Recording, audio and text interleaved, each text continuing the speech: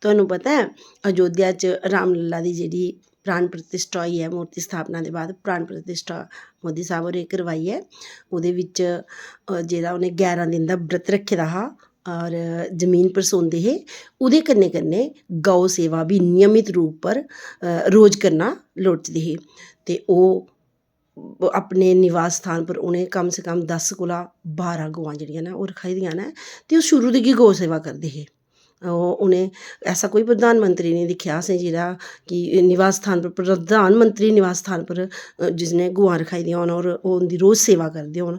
बड़ी सारी रीलें च उ'नेंगी घाह् चरांदे हुए दिखाई देआ दे न। ते इस वेल्ले बी उं'दी निवास स्थान च 10 कोला 12 गवां न। जेह्ड़ी गौ इसलै ज़्यादा चर्चा च ऐ ओह्दा नांऽ ऐ पूंगा नूरू गाय। पूंगा नूरू गाय ते ओह् भारतीय नस्ल दी गौ ऐ और बड़ी छोटी जेही गौ होंदी ऐ ओह्, जेह्दी कि हून जाति प्रजाति सिर्फ मतलब ख़त्म होने दी कगार पर है। ते ओह् गौ ने ओह्दी बड़ी ज़्यादा सेवा कीती।